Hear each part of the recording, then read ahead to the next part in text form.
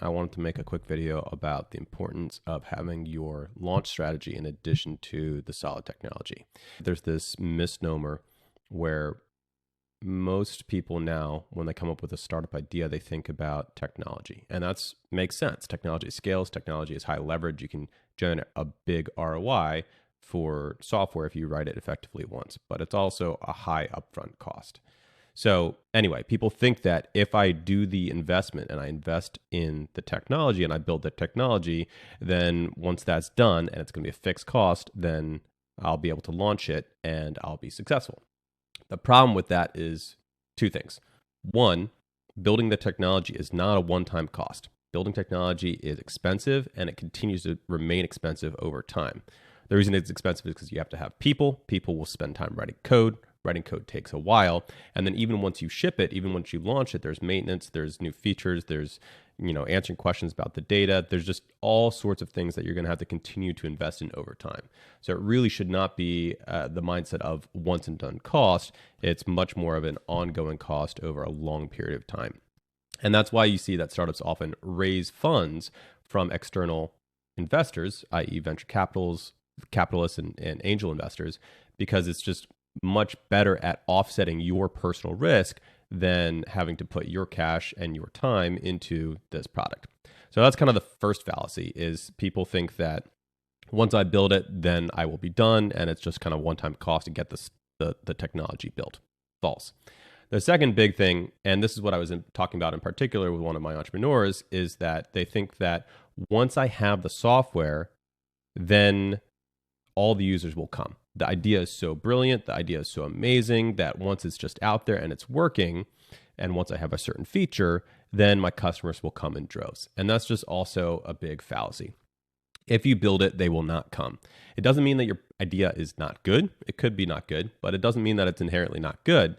It just means that marketing and sales still are extremely important with software. Building the thing does not mean that you just go find the users automatically. It means that you have a thing that you can now go sell. It means that you have a thing that you can now go market.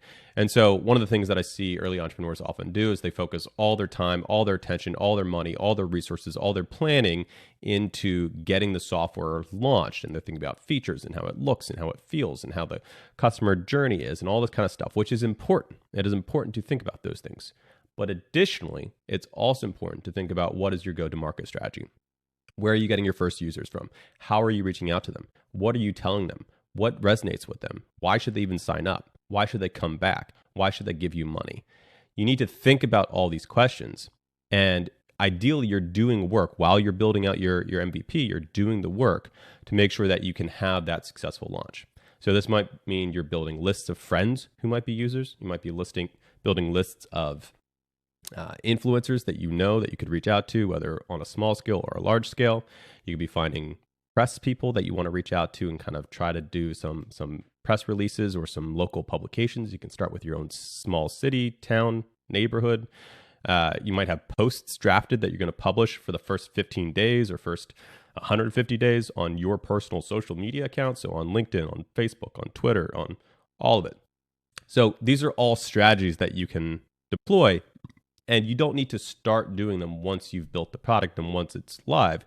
You can very easily start prepping all the work. You can start writing the email drafts. You can start writing the social media post drafts. You can build the list of email addresses that you're going to reach out to for publications. You can do all this work before you ever actually have the product live. And so this just kind of helps you have a much more streamlined launch to actually get users onto the platform. And then you have a whole different set of problems of actually dealing with the users, making sure that they're happy. You want to talk to them, separate topic, separate video. So I just want to kind of go into that process and remind everyone that even if you are building a tech startup and you're working at it, one, you're always going to have to continue to pour in money even after it's launched. And number two, is that start working now on your launch strategy so you don't get caught down the road. You put all this money into building the tech, you launch the tech, and then you realize that, oh shoot, now I have a whole nother problem of trying to go find customers, users, and drive business. If you don't know who I am and you're new to the channel, my name is Elijah Murray. I'm the co-founder of Matter Product Studio. We help entrepreneurs build tech startups. and make these videos for free. So subscribe if they were helpful.